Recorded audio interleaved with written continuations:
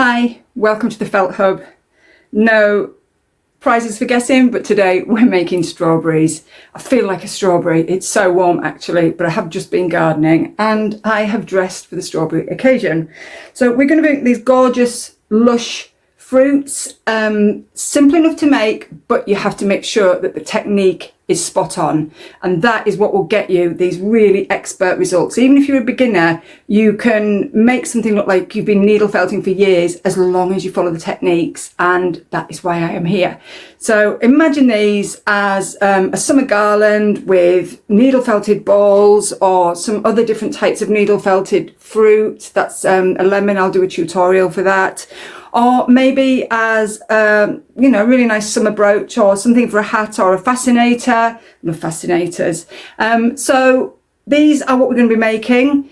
Grab some wool, a coarse and a fine needle, a felting mat, piece of cardboard, and barbecue skewer, and that will be made clear. And we'll get in there and start on our strawberries. Are you still here? Why are you in there? I'll see you in there. Bye. Right, let's channel our inner strawberries. You can see here, I've got a selection here. And the reason I've done this is you can't tell which is carded wool and wool top, which is why this is such a brilliant tutorial to use any wool that you like. Same goes with the leaves. And then on this strawberry here, I've just used a little bit of white carded wool. But like I said, any wool for this will work, whether it's merino wool top or a carded batten or a carded long length, it really doesn't matter. Every wool will work because of the techniques I'm going to show you, which makes it really simple. So we'll crack on.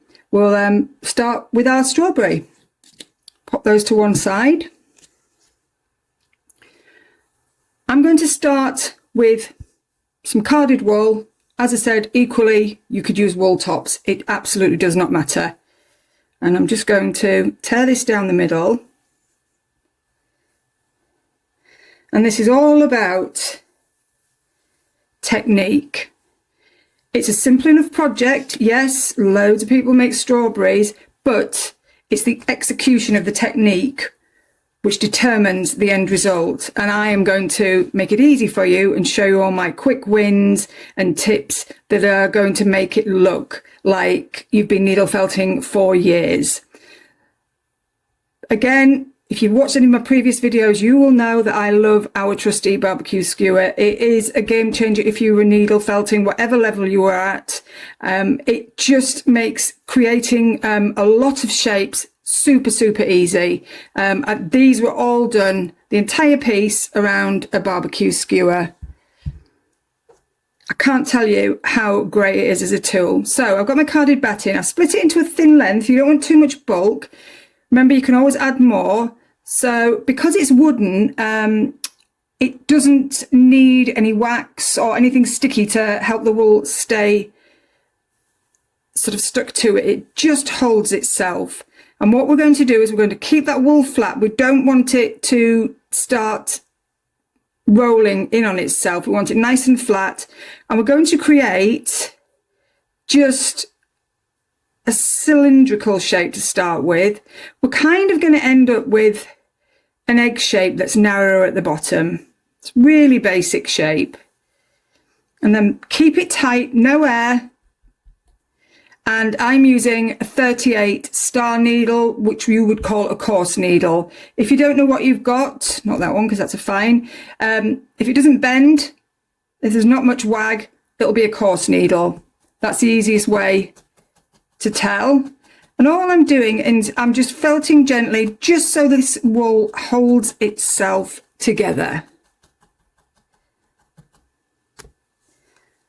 And I am using a Hessian mat here, and this is filled with dried rice, but I always use a topper, whatever mat I'm using, because it just makes them last so much longer. So we continue wrapping this wool, keeping that wool nice and straight, making sure that the air is out of it. It just reduces the needle felting time hugely.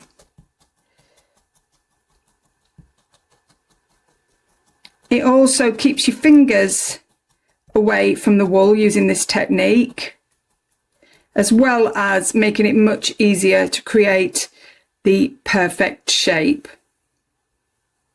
So I'm going to continue to wrap. I think we'll have a nice juicy strawberry for this one. It's quite a juicy one. So we'll go for a nice size. And at this point, do not worry about any lumps and bumps, because we haven't anywhere near reached our top layers yet, and they will cover any imperfections.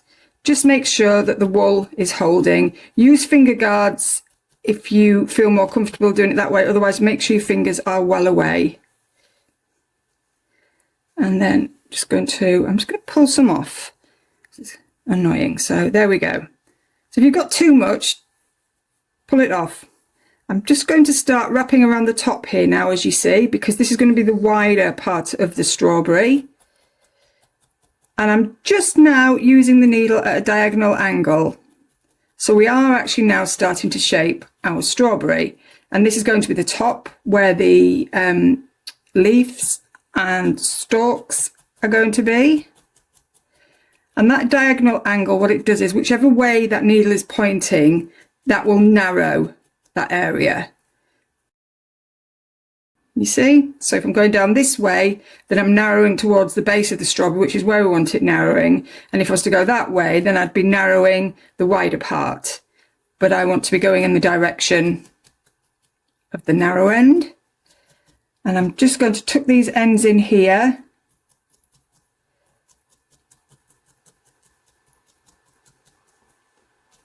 I am channeling my inner summer,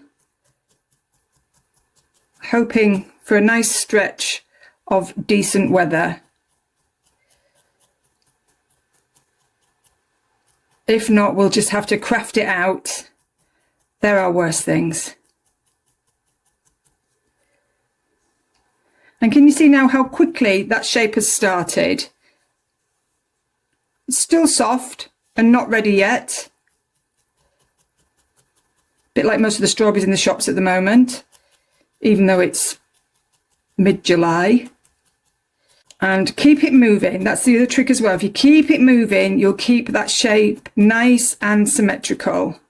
And you could, if you wanted, you could stop at that and start to work on the rest of it. But I think it needs to be wider around the top end. So what I'm going to do here is I'm just going to split.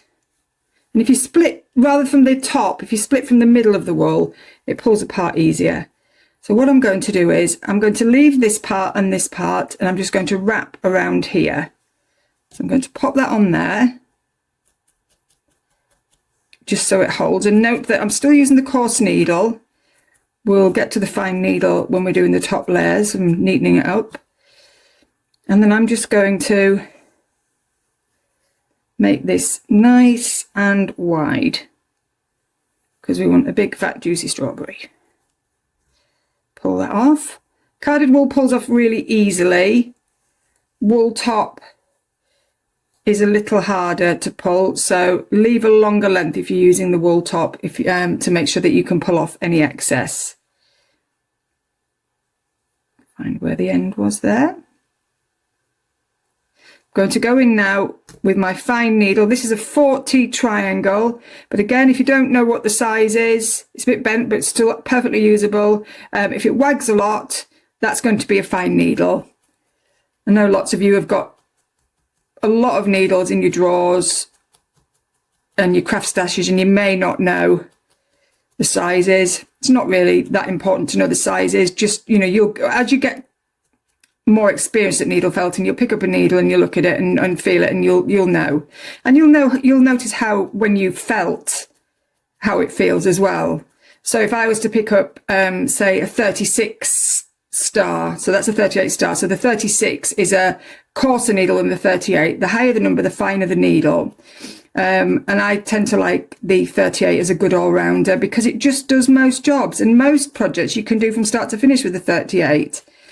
36, I use it sometimes, especially for pictures and flat felting, but once you start to to get some firmness in your felt, you'll find that there's a lot of resistance with a 36 or lower, and it starts to leave marks in your shape. Now, can you see how I'm just pushing up from here now, so that we're pushing up, so we've got this width at the top here. And we're going in at a diagonal angle, which means that rather than leaving holes, we're just skipping along the top here. And there's no need now to push right into the wool, because we've already done that with our coarse needle. We've already got the core nice and firmly felted.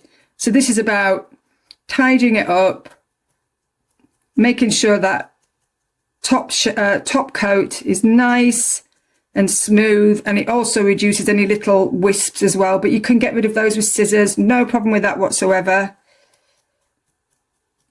I do that with a lot of projects. People say, how do you get rid of the wisps? I get a pair of scissors.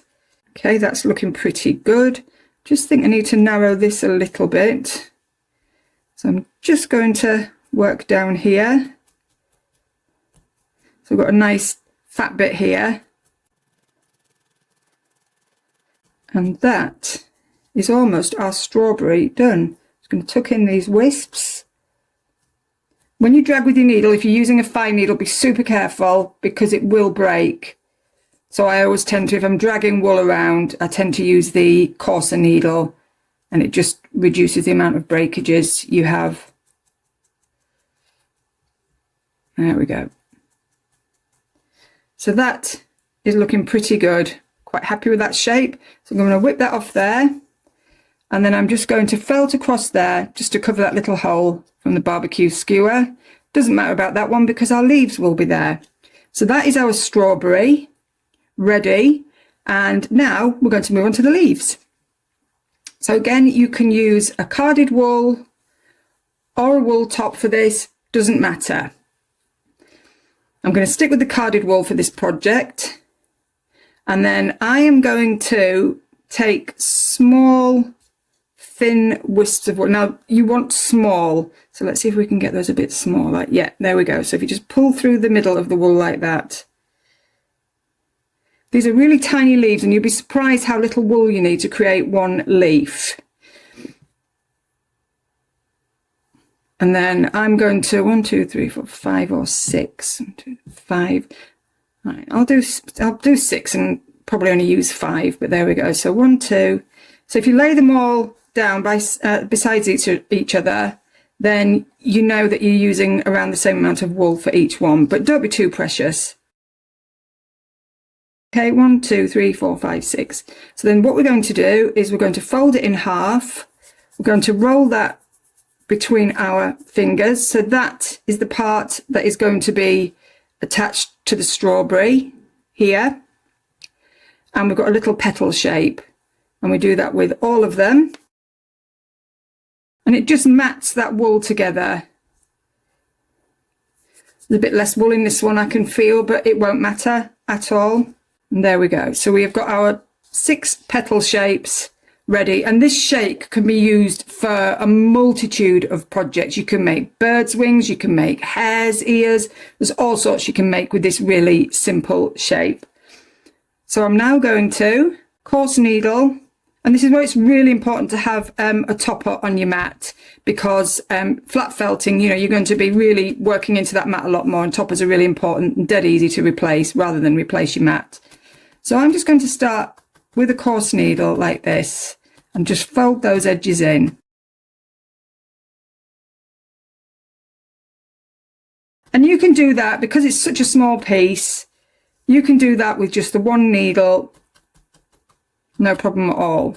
But because I've got 6 to do, or if you're making, say you're making to sell at craft fairs, or you're making for lots of gifts for Christmas or birthdays, then I really would recommend you get a punch tool. This has got, oh, I've got a broken needle there, but this has got 4 needles in, but you can put a maximum of 7 in, and it's brilliant. So it's got a guard on as well. So if you want to teach children, show children how to needle felt, and I would go with flat felting with one of these because it's got a guard on and it protects the kiddie's fingers. But under 12 years old, I tend not to advise anyway, and then only with supervision. What this does is you've got multiple needles working that wool at the same time, and can you see how that soon flattens down? And you can tell it's not felted properly yet because you've still got all this loose wool here, and it's still really sticking to the mat. It doesn't need a lot of attention. And can you see now how easily I'm turning that over? The fibres are stopping to stick to the mat, and you see how I'm moving it around the mat as well, so that I'm not felting just in one place, because that's how you'll get holes in your mat underneath. Okay, so we've got this here, and look at all these strands. So what I'm going to do is I'm going to just very gently along that edge take off those wisps, and then you'll notice on these much more of a pointy shape. And rather than mess about, because it's nicely and firmly felted, don't gasp, we're going to use scissors and we're going to cut it to a point. So because it's non-woven, it won't fray. It's felted, it's not a woven fabric. And that's it. And then that will felt into there and then sit down the side of our strawberry here. And that will felt down no problem at all. So we shall make another one. I'm going to start straight away with this.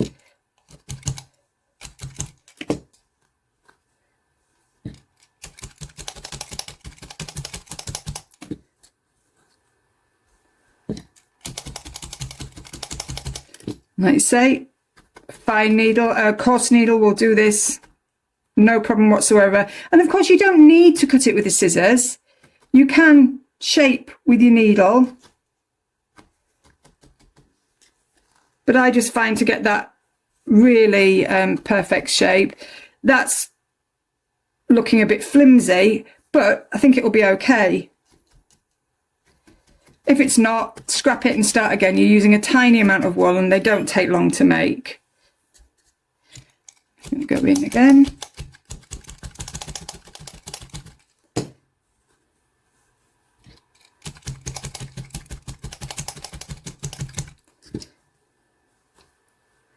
There we go. And then you can just snip around, create the shape. Just twist that a little bit to mat it, and that is another one ready to do. So carry on, create the rest of your leaves, and then we will come back and we will add some decoration to our strawberry. Our leaves are now done and ready to attach to our strawberry. But before we do that, I just wanted to show you the technique you've just learned to make those leaves. If you wanted to make something like these gorgeous flowers, these what I call sunburst flowers, use exactly the same technique, but you just use more wool and spend more time obviously shaping them, but the technique is exactly the same. And if you do them really nicely and firmly, you can really sort of manipulate those shapes and then felt them all together at the back with a little bit of wool. But that's a really good idea if you want to make a beautiful brooch, or I can imagine these as part of a fascinator or a bouquet or something to display in the home. But I just wanted to share that tip with you. So that petal shape works across so many projects. Okay, before we add the leaves, we are going to add the strawberry details. Now I've got some different alternatives here for you. I'm going to do the one which I like the best. Now this one is all needle felted, as is that one. And then these three are done with embroidery thread. And I am going to show you how to do it with embroidery thread. And there's several reasons for this. Firstly, it's so much quicker. Secondly, it's much easier. And thirdly, you get this really nice sort of symmetrical finish, and all the shapes are the same, and you can have them all going in the same direction. And it also, I think, makes it look more realistic. But by all means, if you want to work purely with the wool, then do so. And all you need to do is have tiny amounts of wool. I'm using carded here. Pop that onto your strawberry, use a fine needle, and then just felt it on like so. And it takes a bit of working in to get the shape there, but you know, it works really, really well. However, after testing, I just found that I loved the result of using embroidery thread. And equally, you could just, if you wanted really fine detail, like super realistic, you could use just plain cotton thread. So you'd get even slimmer pips in there, the seeds. So that's absolutely fine as well. But I really like this embroidery thread. So I will start and show you how that is done, and we'll do that before we add the leaves, because then when we come through the top with the embroidery, we can cover all of that up. Okay, so I'm going to start here. No, I'm going to start here. I'm going to start at the top so that I can just secure it, because I know that this is going to be covered with the leaves, so it doesn't matter if it's not exactly perfect. And then I've just done a couple of stitches there, and I'm going to work down the center of the strawberry. I'm going to leave a gap,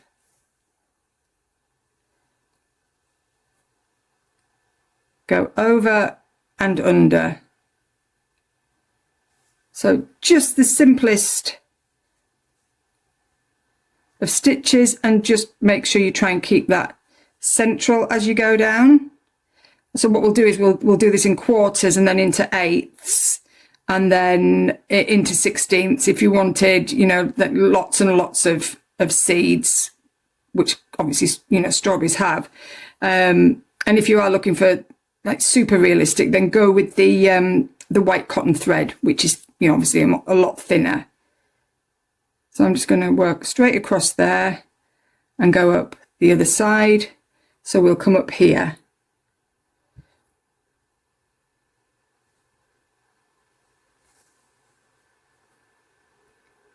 And just keep working that.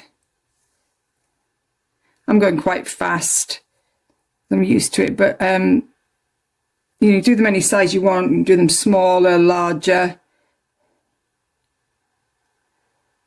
And these would look gorgeous as part of a summer garland. I'll do a tutorial on this one at some point as well. It is in the Christmas tutorials, this, but I'll do a separate one.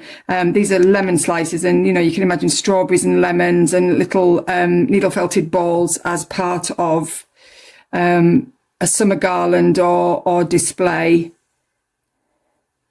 Okay, so I've got to the center here, and now I'm going to work down the other sides.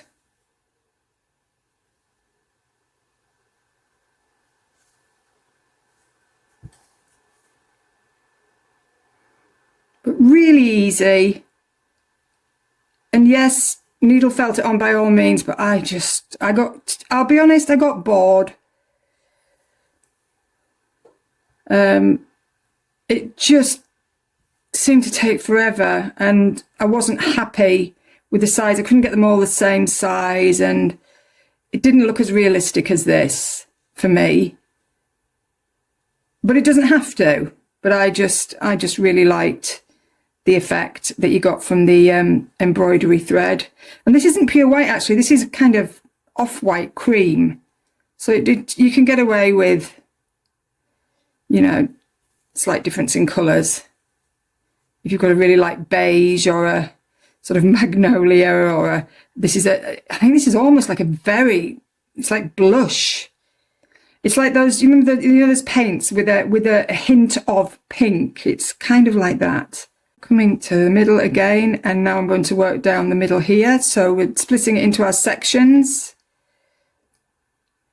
And then what I want to do is I want to have the pips showing in between where the gaps are. So now I want a gap where this, I keep calling them pips and they're not, they're seeds. I want a gap now where that seed is, so that I then fill in this gap. And then they don't look like little soldiers all in a line.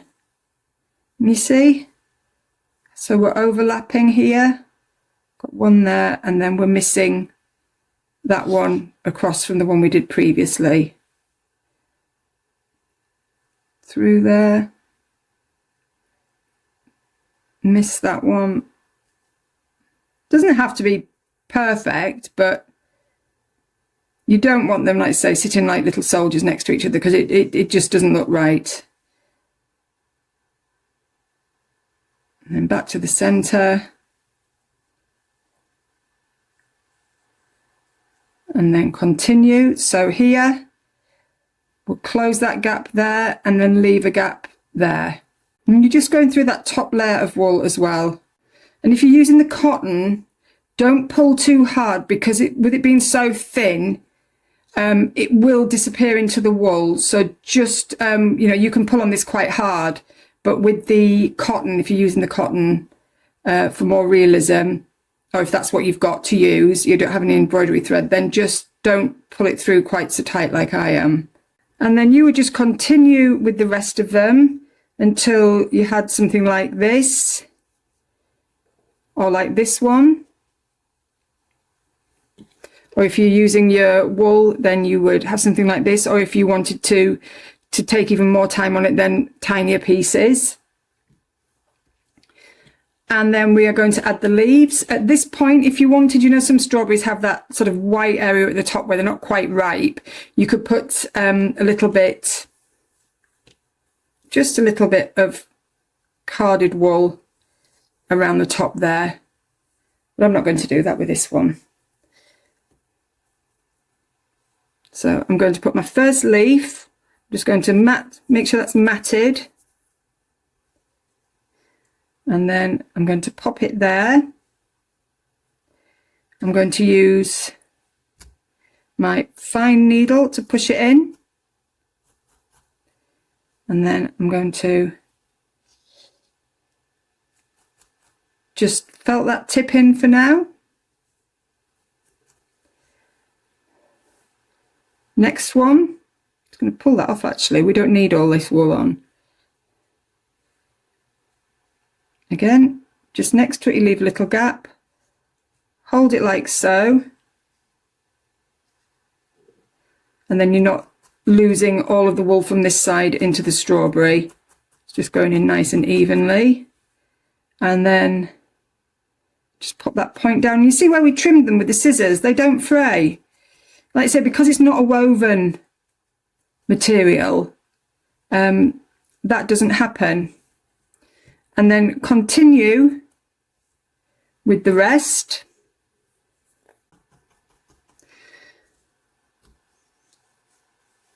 And now they are secured, we're going to pop a little stem on.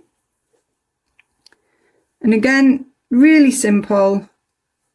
Just pull off a small piece, very small piece of wool, and I'm just going to roll it and then fold it, because I want the the top of the stalk to be thicker. I'm going to go with my coarse needle, which in my case is a 38 star. Just going to felt that down. I'm going to use our hands to really create the shape with this, and our hands are just such brilliant tools. We use them so much in needle felting.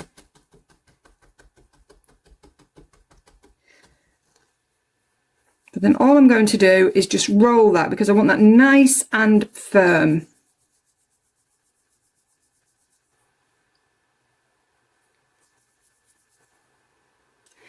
And then what I'm going to use, just to flatten out this end and firm it a little more without pricking my fingers, I'm going to take a little bit of cardboard going to hold it there, and I'm just going to poke in that end.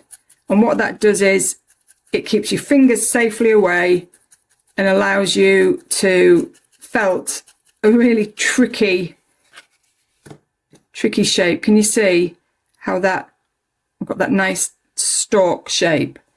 And it just keeps your fingers out of the way whilst creating a really good shape. You can get leather ones for this. I had a beautiful one gifted to me, but cardboard is fine. Do this for a lot of things. Again, if we're shaping really flat projects like ears for your bunnies, petals, all sorts of things, and then just roll that firmly just to reduce that shape slightly. We don't want a big stalk. Let's take off any excess wool, just pull that off, and then rub again with our fingers. And can you see we've got this really nice flat area here? So I am just going to sort of spread that out like so, and then with my fine needle I'm just going to go in to secure it, just so it's holding. Don't need to overdo it. That's nice and firm.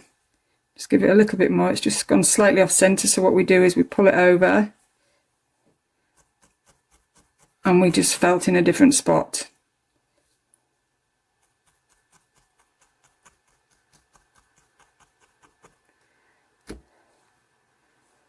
And there we go. And I will just finish these. I'll get some more thread and finish that off nicely. So thank you for watching. Please give it a like and subscribe to the channel. It really helps me put out more content. The more eyes I get on it, the more time I can spend actually doing this, and it's what I love doing. But I hope you enjoyed that tutorial, and make sure you tune in for the next one, which will be coming up right at the end. Thanks for watching. Happy felting!